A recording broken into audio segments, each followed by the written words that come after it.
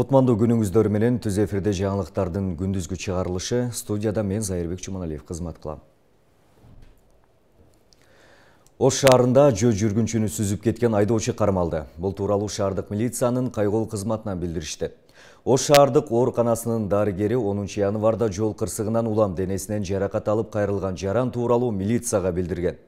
Текшерүүнүн натыйжасында 10 январ күнү Ош шаарынын Курманжан Датка көчөсүндө убактылуу жашаган 55 жаштагы тургунун Ленин көчөсү менен Аматов көчөлөрүнүн кесилишиндеги жөө өтмөктөн БМВ үлгүсүндөгү унаа сүзүп кеткен.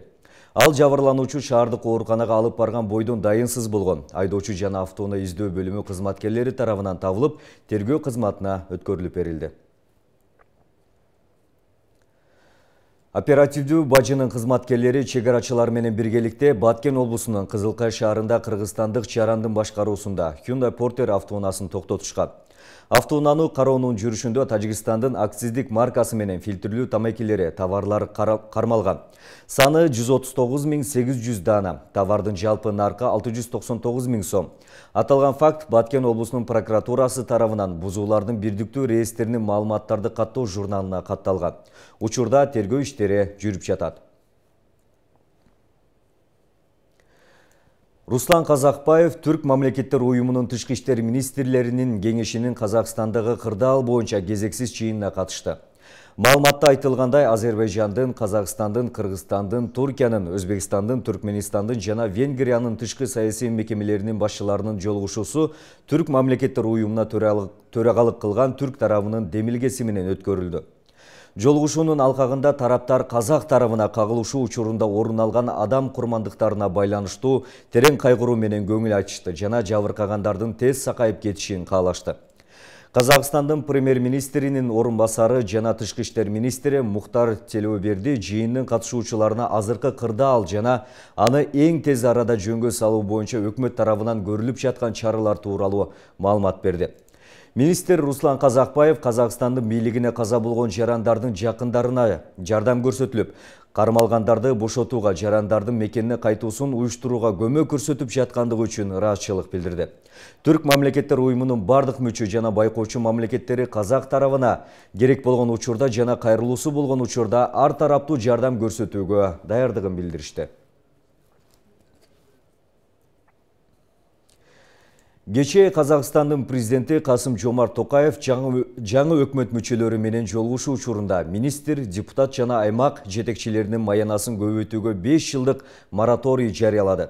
Президент аткаминерлерге ансыз да жакшы төлөнүп жаткандыктан ушундай чечим кабыл алынганын билдирди. Токаев өз сөзүндө чиновниктерди эл менен сүйлөшүү шыктарынын жоктугун айыптады. Анын айтымында өкмөт мүчөлөрү ыраттуу түрдө облустарды кыдырып, облус башчылары менен дайыма жолугушууларды өткөрүп турушу керек. Буга чейин Касым-Жомарт Токаев парламентте сүйлөп жатып, мурдагы мамлекет башчысы Нурсултан Назарбаевди сынга алган. Биринчи президенттин элбасынын арты менен өтө кирешелүү компаниялар жана эл аралык деңгээлдеги ашынган байлардын катмары пайда болгон, деди Токаев.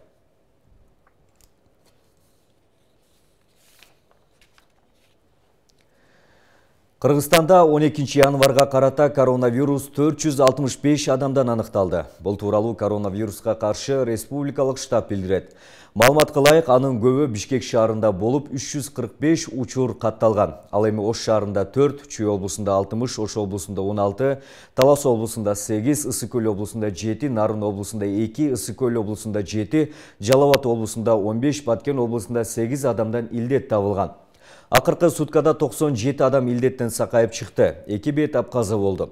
Бүгүнкү күндө стационарларда коронавирустан 523 бейтап, амбулатордук түрдө 1514 адам дарыланууда. Кыргызстанда пандемия башталгандан бери 186.878 адам коронавирус жуктурган. Алардын ичинен 180.529 киши айыгып чыкса, 2823 адам каза болду. Кыргызстанда акыркы суткада COVID-19 коронавирустук инфекциясына каршы 6830 адам эмдөөдөн өттү. Бул тууралуу республикалык штаб билдирет. Маалыматка ылайык, анын ичинен 3130 адам вакцинанын биринчи дозасын, 3700 жаран экинчи дозасын алды. Өлкө боюнча жалпы 1.250.954 адам вакцинанын биринчи компоненти менен, ал эми 1.042.747 жаран экинчи компоненти менен эмделди. Бишкектеги Кыргыз-Түрк Манас университети онлайн окутууга өттү. COVID-19 инфекциясына кабылгандардын санынын көбөйүшүнө байланыштуу 11 январдан баштап университет онлайн окута баштады. Ал эми окуу жайдын баш катчылыгы студенттерге төмөнкү билдирүүнү жөнөткөн. Кырдаал оңолмоюнча бардык сабактар жана сынактар аралыктан билим берүү ыкмасы менен уланат. Бул процессте биздин бардык административдик кызматкерлер нөөмөттүк негизде иштешет. Студенттик үйлөрдө калган кыргызстандык студенттер үйлөрүнө жөнөтүлүп, Кыргызстандын сыртынан келген бардык студенттер анализ тесттен өткөрүлөт. Тесттин жыйынтыгы оң болгон окуучулар карантинге алынат. Пандемия учурунда антивирустук иш-чараларга маани берүүнү, сактоону жана кабыл алынган чечимдерди биздин бардык кызматкерлерге жарыялоону урматтоо менен суранабыз. Эскерте кетсек, Кыргызстанда бүгүн коронавирус 465 адамдан аныкталып, 2 бейтап каза болду. Ардактуу көрүүчүлөр, соңку сааттарга алынган маалыматтарыбыз мына менен жыйынтыкталат. Ушул жана башка маалыматтарды Ош ТВ Чекит KG сайтынан жана башка социалдык түйүндөрдөгү баракчаларыбыздан кенен окуп кабардар боло аласыздар. Күнүңүздөр көңүлдүү улансын, амандыкта көрүшөлү.